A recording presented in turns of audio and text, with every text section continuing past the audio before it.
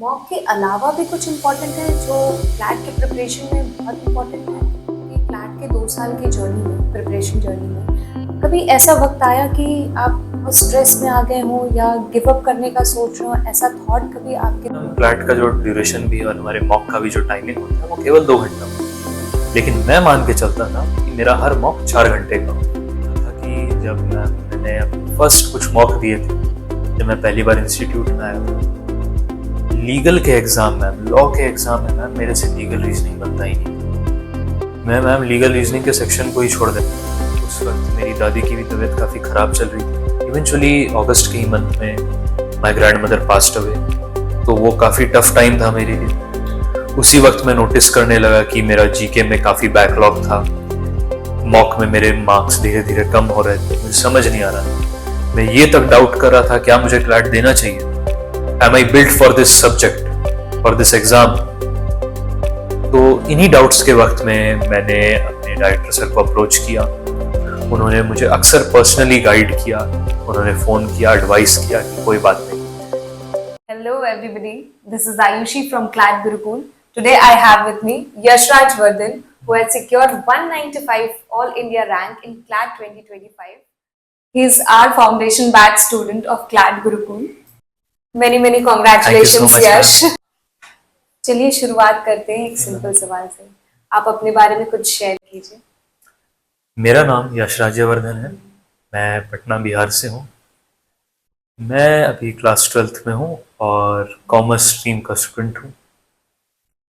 मैंने क्लैट का फील्ड इसलिए चूज़ किया क्योंकि मेरे फैमिली में मेरे कज़न्स लॉयर्स हैं और मुझे भी मन किया कि मैं भी इस फील्ड में आऊँ और एक्सेल करूँ, एंडीवर करूँ। Can you share how your journey with CLAT Gurukul start और आप क्लैट गुरुकुल तक कैसे और क्यों पहुंचे? यस मैम, मैं जब 11th में खोज रहा था क्लैट के कोचिंग्स के लिए, तो मैं ऐसे ही अपना इंटरनेट पर रिसर्च कर रहा था, ब्राउज कर रहा था, सर्फ कर रहा था, तो मुझे क्लैट गुरुकुल की वेबसाइट मिली। उसमें मैंने डिटेल्स देखे, एड्रेस वगैरह देखा, मुझे दिखा कि वो मेरे घर के काफ़ी करीब है, तो मैं सेंटर पे गया। वहाँ पे I was very warmly welcomed. Staff बड़े काइंड थे, अच्छे से मेरे से ये सब किया।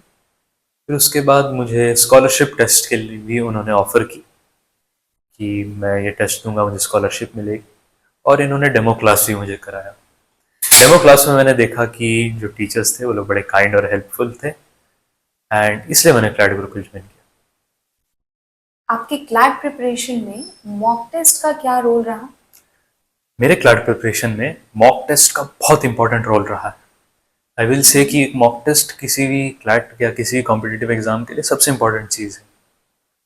सो क्लैट गुरुकुल के मॉक्स काफ़ी अच्छे मुझे लगे थे। हम लोग को एक वाइड वैरायटी ऑफ मॉक्स दिए गए थे जिसकी डिफ़िकल्टी लेवल इजी से हार्ड थी, क्योंकि क्लैट एक अनप्रेडिक्टेबल एग्ज़ाम है, तो उसके हर पॉसिबिलिटी के लिए हम लोग को प्रिपेयर किया गया, इजी से टफ।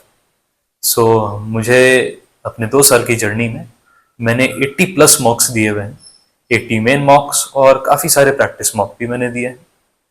सब ने मुझे हेल्प किया कि कैसा भी पेपर आए मैं उसको टैकल कर पाऊँ। अगर बहुत इजी आए तब मैं आराम से बना लूँ, थोड़ा टफ भी आए तब भी मैं बना लूँ। फैकल्टीज का क्या रोल रहा इसमें? फैकल्टीज़ का जितना इम्पोर्टेंट मॉक टेस्ट उतने इम्पोर्टेंट हमारे कोचिंग के फैकल्टीज़। फैकल्टीज़ ने पढ़ाई में तो ऑब्वियसली हेल्प की, सब्जेक्ट मैटर में, बट वो लोग हमेशा हम लोग के लिए मोटिवेशन के लिए एक सोर्स थे। उन्होंने हम लोगों को काफ़ी मोटिवेट किया, काफ़ी इंस्पायर किया, और टफ वक्त और चैलेंजेस में हम लोग को काफ़ी सपोर्ट भी किया हमारे फैकल्टी ने, हर सब्जेक्ट के। या क्लास के बाद भी आप लोगों को फैकल्टी से सपोर्ट मिलता था? बिल्कुल, क्लास के करीबन 1 घंटे पहले और 1 घंटे बाद तक हम लोग टीचर्स के पास जा सकते थे, डाउट पूछ सकते थे अपने मन से। कभी कभार तो मैं टीचर्स के पास जाके पूरा टॉपिक फिर से पढ़ के आ गया डाउट में, क्योंकि मुझे समझ ही नहीं आया था। तो उस टीचर ने बिना किसी कुछ बोले हुए मुझे आराम से बैठ के पढ़ाया उतनी देर में, और हमेशा मेरे कॉन्सेप्ट्स क्लियर कर दिए। तो यश, आपने बताया जैसे मॉक बहुत इम्पोर्टेंट रोल प्ले करता है क्लास में, तो आप कुछ बता सकते हैं मॉक के अलावा और क्या हेल्प कर सकता है क्लैट की प्रिपरेशन में? बिल्कुल मैम, मॉक के अलावा मैं मैम सबसे पहले मानता था कि मेरा मॉक केवल 2 घंटे का नहीं होता था, नॉर्मली क्लैट और क्लैट के जितने मॉक है 2 घंटे के होते हैं, ड्यूरेशन मिलता है। मैं मानता था कि मेरा मॉक 5 घंटे का है। क्यों? 2 घंटा मैंने अपने मॉक दिया, 2 घंटे का हम लोग को कोचिंग में वो लोग मॉक एनालिसिस करवाते थे, और 1 घंटा मैं बस सेल्फ एनालाइज करता था मॉक को। सो एक मॉक को आप मान के रखिए कि कोचिंग का भी एनालिसिस अटेंड करना बहुत ज़रूरी है और सेल्फ से भी करना काफ़ी ज़रूरी है। कोचिंग में हम लोग को हमेशा मॉक खत्म हुआ, विद इन 1 आवर हम लोग थोड़ा रेस्ट वेस्ट कर ली, तभी हम लोग के डिजिटल चैनल्स और क्लास में मॉक एनालिसिस शुरू हो जाता। तो यश, आपने बताया कि मॉक बहुत इम्पोर्टेंट रोल प्ले करता है क्लैट के प्रिपरेशन जर्नी। Yes ma'am. तो आप कुछ बता सकते हैं मॉक के अलावा भी कुछ इम्पोर्टेंट है जो क्लैट के प्रिपरेशन में बहुत इम्पोर्टेंट है? यस मैम, बिल्कुल। 2 चीज़ें मैम मुझे लगता है। सबसे पहले, नॉर्मली मैम क्लैट का जो ड्यूरेशन भी और हमारे मॉक का भी जो टाइमिंग होता है वो केवल 2 घंटा होता है, लेकिन मैं मान के चलता था कि मेरा हर मॉक 4 घंटे का हो। लेकिन मॉक तो सिर्फ 2 घंटे का है यश। हाँ, क्या था मैम कि 2 घंटा मैं मॉक देना अपने, और 2 घंटा मॉक का एनालिसिस जो हमारे कोचिंग में हमारे फैकल्टी करवाते थे। तो इसलिए मैम मैं उसको एसेंशियल मानता हूँ। इसलिए मैम मेरा मॉक 4 घंटे का था, 2 घंटा सॉल्व करना और 2 घंटा उसका एनालिसिस देखना। इसके अलावा मैम दूसरी चीज़ जो काफ़ी इंपॉर्टेंट है क्लैट के लिए, वो है न्यूज़पेपर रीडिंग। क्योंकि न्यूज़पेपर एक ऐसा टूल है जिसमें क्लैट का लगभग हर सब्जेक्ट कवर हो जाता है। जीके के लिए न्यूज़ आर्टिकल्स तो भरे ही होते हैं पेपर में, उसके साथ साथ एडिटोरियल से हमारी रीडिंग स्किल इंप्रूव होती है, जिसके कारण हमारा इंग्लिश, लॉजिकल रीजनिंग और लीगल रीजनिंग कवर होता है। तो समझ लीजिए मैथ्स छोड़ के हर चीज़ का डेली प्रैक्टिस न्यूज़पेपर में ही हो जाता है। तो यही दोनों है, 2 एक्स्ट्रा इंपॉर्टेंट चीज़ें क्लैट। तो इस पूरे प्रिपरेशन की जर्नी में लाइक आपके लिए आपका 2 साल का जर्नी रहा यस मैम। क्लैट गुरुकुल के साथ। तो इस 2 साल के जर्नी में कुछ अप्स एंड डाउन्स तो रहे ही होंगे। बिल्कुल मैम। तो क्या क्या चैलेंजेस आपने फेस किया इस दौरान 2 साल में? क्या आपने खुद से इस चैलेंज को कैसे टैकल किया, या कोचिंग ने आपको किस तरीके से सपोर्ट किया इस चीज़ में? Yes ma'am. आप कुछ इस बारे में बता सकते हैं? यस मैम, मैं बताता हूँ। एक्चुअली क्या था कि जब मैंने अपने फर्स्ट कुछ मॉक दिए थे, जब मैं पहली बार इंस्टीट्यूट में आया था, लीगल के एग्ज़ाम मैम, लॉ के एग्ज़ाम में मैम मेरे से लीगल रीजनिंग बनता ही नहीं था। मैं मैम लीगल रीजनिंग के सेक्शन को ही छोड़ देता था। आप लॉ के एग्जाम के लिए आ रहे हैं और आप लीगली डिटच करते थे? यस मैम, मेरे से बन ही नहीं पाता था पहले कुछ मॉक में। मैम इससे मुझे बहुत चिंता होती थी। तो मैम पहले मैम मेरे नंबर भी शुरू में काफ़ी कम आते थे। धीरे धीरे फिर क्या हुआ मैम कि मैंने काफ़ी सारे क्लासेस किए लीगल के। हमारे लीगल के फैकल्टी ने हम लोग को अच्छे से प्रैक्टिस करवाया क्लास में, हम लोग को थियरी समझाई। तो धीरे धीरे मेरा लीगल वापस आ गया एकदम अच्छे से। मैं आप लीगल track अच्छा पे आ हो गया। गए। हाँ, मैं ट्रैक पे आ गया लीगल में। तो अब ये था मेरा फर्स्ट चैलेंज जो मैंने शुरू में ही फेस किया था। इसका मैम जर्नी चलती रही, अप्स डाउन्स होते रहे। फिर मैम जैसे जैसे ही क्लैट का एग्ज़ाम आने लगा पास में, स्पेशली हम अक्टूबर और नवंबर के मंथ्स में, मुझे क्या फील हुआ ना मैम कि हर मॉक में लगता था मैम कि मेरा लाइफ डिपेंड करता है इस पे। थोड़ा सा मार्क्स कम आ गया तो मैं बहुत दुखी हो जाते थे, थोड़ा टफ मॉक आ गया तो मैं बहुत चिंता होने लगती थी। ऐसा लगता अगर क्लैट का पेपर ऐसा आ गया तो मुझे कुछ मिलेगा ही नहीं। इन वक्त में हमारे कोचिंग के डायरेक्टर सर और हमारे फैकल्टी और सब ने मुझे काफ़ी गाइड किया, मुझसे सपोर्ट किया।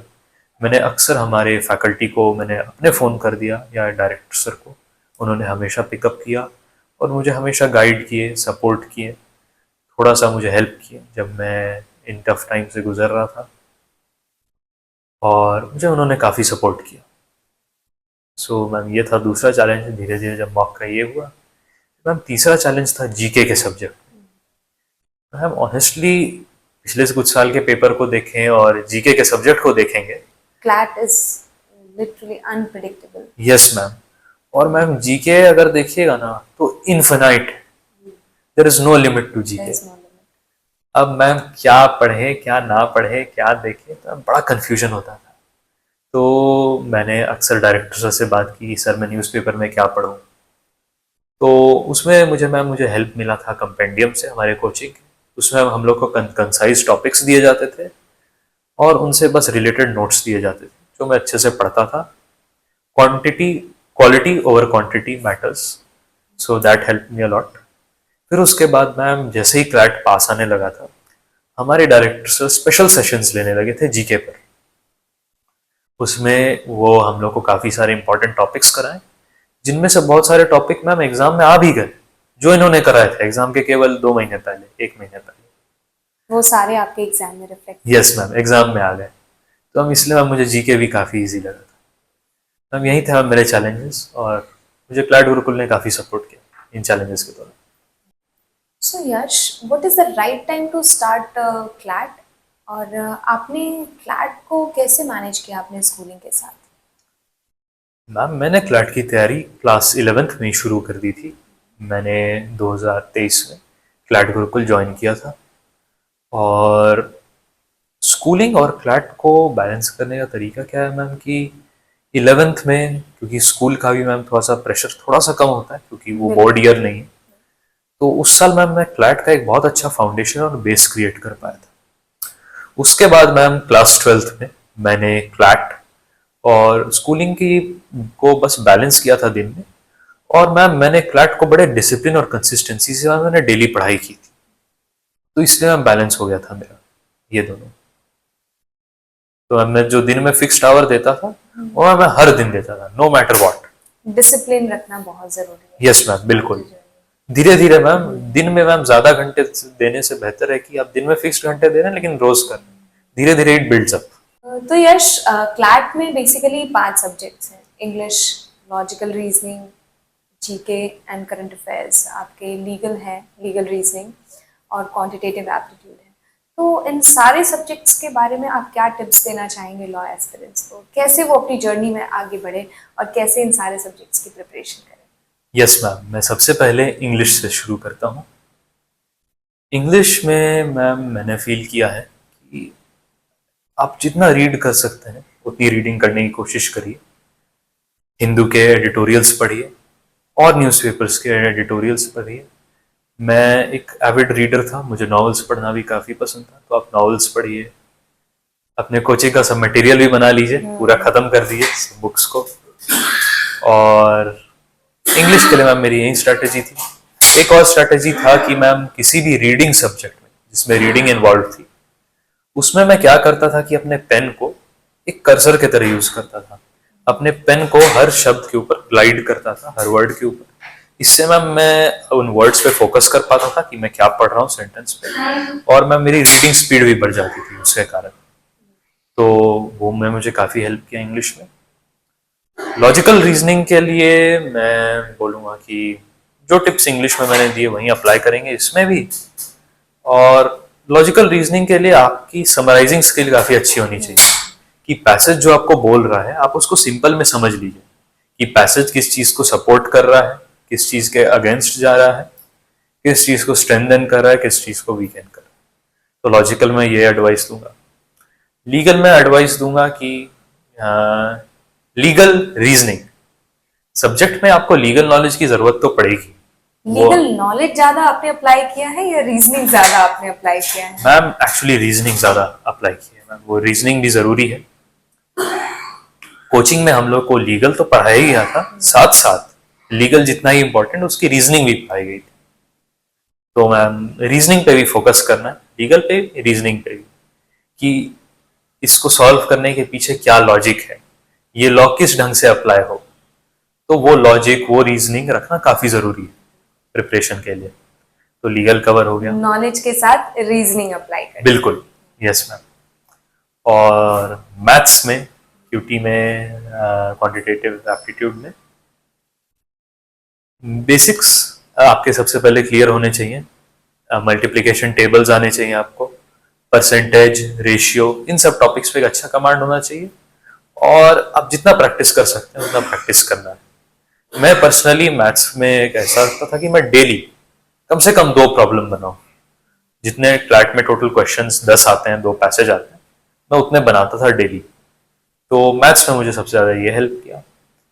अब जीके सीए में क्या है, जीके एंड करंट अफेयर्स में, कि वो एक इन्फिनाइट सब्जेक्ट है. बहुत ये है, बहुत ब्रॉड है। लेकिन अगर पर्सन फोकस करे, मैं न्यूज़पेपर का यूज़ करता था और मुझे कोचिंग से भी हम लोग को कंपेंडियम मैगजीन मिलती थी जिसमें इंपॉर्टेंट टॉपिक्स दिए रहते थे और उस पर शॉर्ट नोट्स जो मैं पढ़ता था और उससे मेरा जीके कवर हो जाता था। I think that is sufficient because quality matters more than quantity in my opinion. और तो जीके 2 घंटे के पेपर में आपका मॉक टेस्ट जो 2 घंटे का चलता था, तो उसमें क्या आपके लिए कभी ऐसा समय रहा कि टाइम की शॉर्टेज आपको फील हुई हो? शुरू में मैम फील होती थी बिल्कुल। आप 120 क्वेश्चंस अटेम्प्ट कर पाते थे अब शुरू में तो 2 नहीं, आवर्स में? लेकिन मैम जैसे जैसे क्लैट का एग्जाम पास आते गया और मेरी भी स्किल्स इंप्रूव की मैम, मैं वो करने लगा। यस। तो टाइम इशू आपके लिए प्रॉब्लम नहीं है इसके लिए? शुरू में था मैम, लेकिन जैसे जैसे ही मैंने ये टेक्निक्स अप्लाई की, मैंने टीचर्स की बात सुनी कि कैसे टाइम कम प्रैक्टिस करते करते हाँ, आपने प्रैक्टिस उस करते चीज को करते मैनेज improve। कर लिया, इम्प्रूव कर लिया। आप क्लैट के एस्पिरेंट्स को क्या कुछ मैसेज देना चाहेंगे? बिल्कुल मैम। क्लैट का मैम इस लंबी जर्नी में मैंने 2 चीज़ देखी, सबसे इम्पोर्टेंट है वो है मैम विश्वास। विश्वास 2 चीज़ों पे, अपने पर, खुद पर और अपने कोचिंग पर। मैम मैंने देखा था कि चाहे कैसा भी मॉक हो, चाहे क्लैट भी कितना टफ आ जाए, अगर सेल्फ बिलीफ, अपने पे विश्वास रहे, तब आप आराम से सेल थ्रू कर जाइएगा। अगर आप काम, कूल, कलेक्टेड, रिलैक्स्ड रहिएगा, तब कितना भी टफ मॉक हो, कितना भी टफ एग्जाम हो, वो आपके लिए कुछ नहीं, आप आराम से कर लीजिए। दूसरा क्या है कि अपने कोचिंग पे ट्रस्ट करिए। It is better to solve one thing many times rather than कि आप बहुत सारी चीज़ें बस थोड़ा थोड़ा छू ले रहे हैं। इनफैक्ट मैंने अपने फ़ोन पे भी एक चीज़ सेव करके रखी है ताकि मुझे वो रिमाइंडर हमेशा मिलते रहे। आप स्टूडेंट्स को कुछ दिखाना चाहेंगे? यस, बिल्कुल। Bruce Lee, the famous Chinese martial artist, ने ये बोला था, I fear not the man who has practised 10,000 kicks once, but I fear the man who has practised one kick 10,000 times. तो क्लैट के प्रिपरेशन में quality matters more than quantity. Yes. एक ही चीज को आप बार बार करिए, अच्छे से करिए, एक ही जगह की चीज को आप अच्छे से करिए, आपका बहुत स्मूथ सेलिंग होगा इस फील्ड में। बिल्कुल बिल्कुल। जी, quality matters more. Quality matters over quantity. ऐसा इन आपके क्लैट के 2 साल की जर्नी में, प्रिपरेशन जर्नी में, कभी ऐसा वक्त आया कि आप बहुत स्ट्रेस में आ गए हो या गिव अप करने का सोच रहे हो, ऐसा थॉट कभी आपके दिमाग में आया कि अब आगे क्या करें, नहीं प्रिपरेशन कर पा रहे हैं, काफ़ी स्ट्रेस में आ गए हैं? बिल्कुल मैम, ऐसा वक्त आया था, इसी साल आया था, ऑलमोस्ट अगस्त एंड सितंबर के महीने में। उस वक्त मेरी दादी की भी तबीयत काफ़ी ख़राब चल रही थी। इवेंचुअली अगस्त के ही मंथ में my grand mother passed away, तो वो काफ़ी टफ टाइम था मेरे लिए। उसी वक्त मैं नोटिस करने लगा कि मेरा जीके में काफ़ी बैकलॉग था, मॉक में मेरे मार्क्स धीरे धीरे कम हो रहे थे, मुझे समझ नहीं आ रहा था। मैं ये तक डाउट कर रहा था क्या मुझे क्लैट देना चाहिए, am I built for this subject, for this exam. तो इन्हीं डाउट्स के वक्त में मैंने अपने डायरेक्टर सर को अप्रोच किया। उन्होंने मुझे अक्सर पर्सनली गाइड किया, उन्होंने फ़ोन किया, एडवाइस किया कि कोई बात नहीं, देखो कम आ रहा है, अप्स एंड डाउन्स होते रहते हैं। उन्होंने मुझे गाइड किया है कि जिन सब्जेक्ट्स में कम आ रहा है उसमें मैं क्या स्ट्रेटेजाइज करूँ, फिर से क्या करूँ, जीके में किन किन टॉपिक्स को कवर करूँ। इन सब ने मुझे सर ने काफ़ी हेल्प किया, even though it was a very bad time for me. उस वक्त मेरे मार्क्स काफ़ी ड्रॉप कर रहे थे and all of this family problem सब कंबाइंड। क्योंकि जर्नी काफ़ी लंबी है, जी 2 साल की जर्नी है, यस मैम। तो अप्स एंड डाउन्स तो आएंगे ही। हाँ मैम, बिल्कुल। तो कोचिंग का भी आपको बहुत सपोर्ट रहा इसमें, डायरेक्टर बिल्कुल सर ने मैम, पर्सनली बिल्कुल। आपको बहुत गाइड किया है। Yes ma'am. और कोचिंग का एनवायरनमेंट कैसा लगा आपको? यस मैम, कोचिंग का एनवायरनमेंट मैम, सबसे पहले मैंने शुरू में ही बोला था कि one of the reasons for joining मुझे काफ़ी वार्म और वेलकमिंग लगा। फैकल्टी हमेशा काइंड और हमारे डाउट्स को हमेशा एंटरटेन करते थे, क्लास में हमेशा अच्छे से पढ़ाते थे, कभी हम लोग को डांटते वाटते नहीं थे। उसके बाद हम स्टूडेंट्स में भी हमेशा एक बहुत हेल्दी माहौल था। कंपटीशन रहता था लेकिन it was a very healthy competition, सब में दोस्ती थी और हम लोग अक्सर एक दूसरे को हेल्प करते थे। एक दूसरे से एडवाइस लेते भी थे। काफी हेल्दी माहौल था, कुछ नहीं। रिजल्ट आउट होने के बाद यश, आपके फैमिली मेंबर्स का क्या रिएक्शन था? क्या सब खुश थे या? मैम, सबसे पहले जो रिजल्ट निकलने का प्रोसेस था वो काफी सरप्राइजिंग था। रात 11:30 में रिजल्ट निकला। मैम पता नहीं मैम, ऐसे तो कभी कभार मैं लेट सोता हूँ, लेकिन मैम उस दिन मैं 11 ही बजे सो गया था। तो मैम मैं देखता हूँ मुझे फोन पे फोन आ रहा है, फोन पे फोन। मेरे कजन भैया मुझे फोन कर रहे हैं, बोलते हैं यश क्लैट का रिजल्ट निकल गया, खोलो खोलो देखो देखो। तो मैं बीच बीच रात में एकदम आधी नींद में जाके अपना फोन खोलता हूँ, देखता हूँ, और मैम मुझे उसमें आ गया रैंक रैंक 195। समझिए मैम ऑलमोस्ट All एक India birthday rank, present right. की तरह। Yes ma'am. तो मैम मेरे मम्मी पापा सब लोग नींद में बहुत खुश हुए। मैम मैंने अपने फैमिली में भी और लोग को बताया, वो लोग भी बहुत खुश हुए। रात में ही मैम मुझे बहुत सारे विशेष आने लगे। सुबह सुबह मेरे फैकल्टी, कोचिंग के डायरेक्टर सर, मेरी सबसे बात हुई। सब लोग काफी खुश थे मेरे रिजल्ट से, कि फर्स्ट अटेम्प्ट में 2 साल से तुम मेहनत कर रहे थे उसका तुमको फल मिला, और बड़े अच्छे से। हाँ, बहुत अच्छा लगा। ओवरऑल सब घर पे बहुत खुश थे। बहुत खुश थे मैम, बहुत। Okay Yash, it was really nice talking to you. Same here ma'am. Many many congratulations. Thank you so much. पूरी क्लैट गुरुकुल फैमिली की तरफ से आपको बहुत बहुत शुभकामनाएं।